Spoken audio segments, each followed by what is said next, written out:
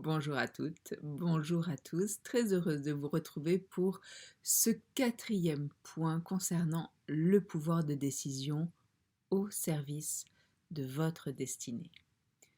Donc aujourd'hui pour ce quatrième point de la série est de tirer les leçons de vos décisions, surtout lorsque celles-ci sont un échec. Vous allez très sûrement me dire que cela vous semble évident, mais parfois le stress continue à nous faire pédaler dans la semoule, le nez dans le guidon, sans nous offrir un instant, je dirais même, le luxe de s'arrêter, de prendre ce temps précieux, de prendre du recul et d'observer pourquoi on s'est pris les pieds dans le tapis. Parce que l'arrêt dans ce genre de cas peut être considéré comme une défaite de plus, alors que c'est l'opportunité d'un silence qui laisse entreapercevoir les écueils dans lesquels nous avons pu tomber pendant ce temps de décision. Et parfois, il est plus que précieux, important, pour reconnecter à son leadership. Je dirais même qu'il n'y a pas d'autre solution pour reprendre son leadership en main que de s'arrêter. Pas de s'arrêter pour pleurer dans son coin, en boule, dans son lit, et même on peut avoir besoin de ce temps-là, mais de prendre ce temps de faire silence en soi, de mettre devant soi les situations et les décisions qui nous ont menés au point d'échec et de laisser monter dans ce silence intérieur, dans ce temps d'arrêt, les pourquoi, les nœuds qui sont apparus et que vous n'avez pas vus au moment où vous étiez dans ce chemin décisionnel. Alors oui, parfois vous allez vous planter et je dirais même que ces moments d'échec sont bénéfiques parce qu'ils ont une valeur inestimable. Une valeur inestimable parce que cela va vous faire prendre d'autres postures décisionnelles.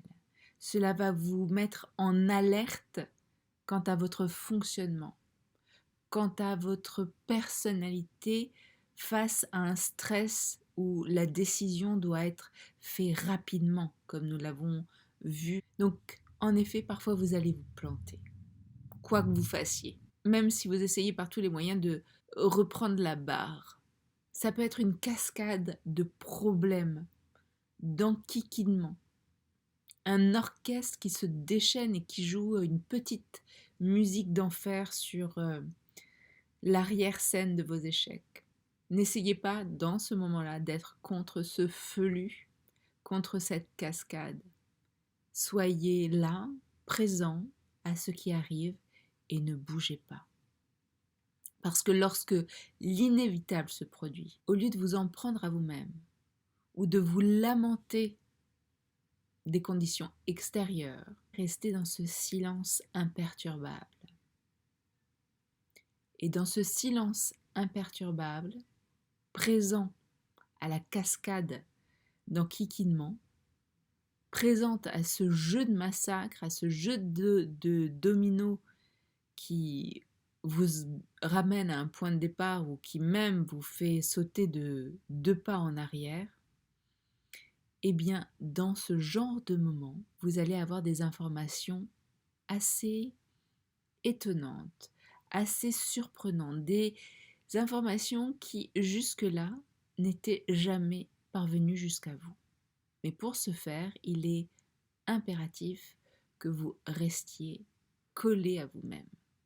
Ça ne veut pas dire que vous ne pouvez pas pleurer, ça ne veut pas dire que vous ne pouvez pas vous mettre en boule, comme je vous le disais, dans votre lit, une journée à manger de la pizza et regarder des films.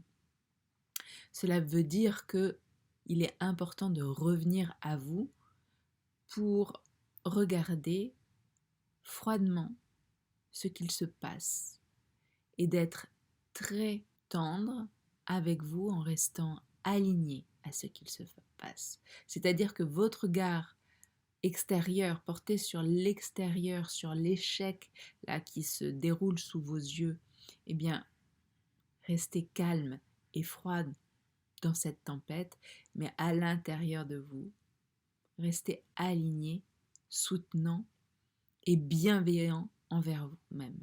Parce qu'en étant bienveillant envers vous-même, en étant dans l'accueil et la réceptivité même de ce chaos, vous allez simplement être dans une fréquence de connaissance.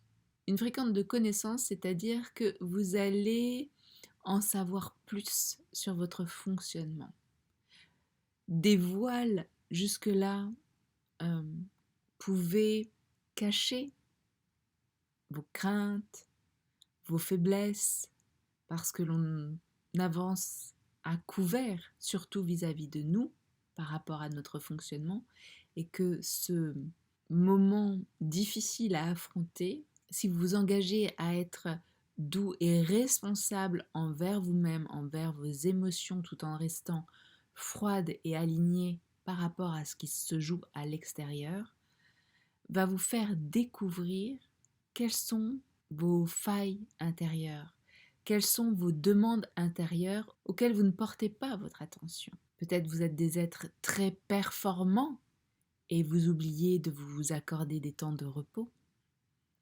Peut-être vous êtes des êtres qui êtes dans l'évitement et qui prenez des décisions, même si maintenant vous prenez des décisions rapidement, peut-être vos décisions sont toujours teintes pour faire plaisir à l'autre. Donc ces moments d'échec où tout s'écroule peuvent être un cadeau mal emballé de ce qui se trame en dessous pour vous. Vous apprenez sur vous dans ce genre de moment, bien plus que lorsque tout va bien. Et c'est une richesse inestimable que de savoir qui on est. Donc la prochaine fois, à la place de vous surprendre à agir d'une façon ou d'une autre qui ne va pas avec votre écologie intérieure, comme avec cet exemple de performance ou cet exemple de vouloir faire plaisir, vous allez collaborer avec vous, avec ce trait qui fait partie de vous et que vous n'avez pas vu et qui, grâce à cet échec-là, vous apparaît. Et c'est ainsi que vous allez gagner en leadership, puisque vous verrez ces traits qui n'ont pas été pris en compte lorsque tout allait bien dans vos prises de décision, et qui, avec un échec dans une prise de décision, apparaissent. Et c'est de votre responsabilité à ce moment-là de prendre soin de ces parties de vous qui ont tendance à faire trop, sans prendre du temps de respiration, du temps de récupération pour vous, ou de faire pour les autres, sans être à l'écoute de ce qui fait vraiment sens pour vous. Donc, la prochaine fois que vous allez reprendre vos décisions en main, après que vous aurez avalé la pastille, si je puis dire, vous aurez intégré qu'il est important, voire primordial, de vous occuper de ce qui vous appartient pour que vos décisions puissent être fastes et puissent être en accord, en respect avec vous. Lorsque tout a raté autour de vous, que tout ce qui devait être faste s'est écroulé comme un soufflet, eh bien, posez-vous des questions. Qu'est-ce qui est bien mené dans cette traversée, même si cette traversée vous a amené un échec? Qu'est-ce qui a été bien mené? Qu'est-ce que je peux apprendre de cet échec? Que puis-je tirer comme leçon de cette décision qui m'a mené à cet échec, à me prendre les pieds dans le tapis? Qu'est-ce qui s'est joué en dessous? Qu'ai-je fait contre moi? Posez-vous des questions et tournez-les, retournez-les dans tous les sens. plus vous allez vous poser des questions, plus des évidences vont faire surface. Et vous allez faire des « Ah ». Vous allez, par ces « Ah », signer le fait que deux neurones connectent ensemble. Il y a des connexions qui se seront faites et qui ne se déferont pas pour les prochaines décisions que vous aurez à prendre. Et cela sera complètement intégré lors de vos prises de décision. Donc ces échecs, peut-être un incroyable cadeau, mal emballé, mais un cadeau, si vous l'utilisez pour prendre de meilleures décisions à l'avenir en prenant soin de votre écologie intérieure. Mais avant ça, pour ne pas repartir guerroyer, tête baissée, ou à l'inverse, repartir en vous flagellant, vous tapant dessus, mais plutôt repartir aligné avec tout ce qui a pu se jouer par rapport à vos prises de décision et surtout avec ce cadeau inestimable qui est la connaissance de soi. Qu'est-ce qui se joue en dessous et qui a fait que croche-patte. Plutôt que de vous concentrer sur l'échec, choisissez plutôt d'apprendre des leçons qui peuvent vous faire gagner du temps et qui vous donneront la capacité de réussir sur du long terme. C'est ça que vous offre une décision qui aboutit sur un échec. Cela va à l'encontre d'une pente naturelle qui est que le cerveau n'aime pas l'inconfort, il aime le plaisir immédiat, il aime l'instantanéité et parfois on se laisse mener comme un automate à ces décisions qui nous amènent à choisir un bénéfice tout de suite maintenant. Le cerveau préfère vous suggérer de faire un choix plaisant pour un résultat immédiat plutôt qu'un choix qui demande un chemin plus escarpé et qui mène vers un résultat qui pourtant serait plus pérenne. Mais la difficulté que ce chemin mène à un résultat plus pérenne peut être bien souvent évitée par votre cerveau. Donc posez-vous aussi, lorsque vous êtes dans une obligation de décision, obligez-vous à vous observer dans cette décision. Est-ce que c'est une décision rapide qui vous mène à un résultat plaisant, immédiat, ou est-ce que c'est une décision rapide qui vous mène à un chemin qui peut être moins confortable, mais qui, au bout, vous amènera une sécurité, un confort, une construction beaucoup plus ancrée, beaucoup plus solide pour ce que vous décidez de mettre en place pour votre destinée.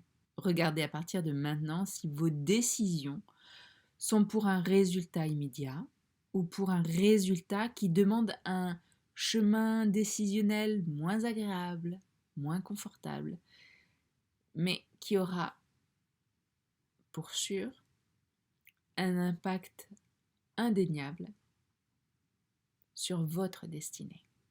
Voilà ce que apporte l'échec lorsque vous serez confronté à ce genre d'expérience détestable, bassin incroyable d'apprentissage, mais surtout d'apprentissage vous concernant, d'apprentissage du connais-toi toi-même. Je vous souhaite de prendre des décisions alignées à votre écologie intérieure, des décisions qui peuvent parfois être moins confortables que d'autres, mais qui auront des résultats beaucoup plus alignés, beaucoup plus puissants et fiables pour ce que vous désirez mettre en place dans votre vie. Je vous souhaite un délicieux dimanche. Je vous dis à dimanche prochain pour le volet numéro 5 concernant le pouvoir de décision au service de votre destinée. D'ici là, je vous souhaite de prendre bien soin de l'être extraordinaire que vous êtes. À mercredi prochain pour une toute autre thématique. Au revoir.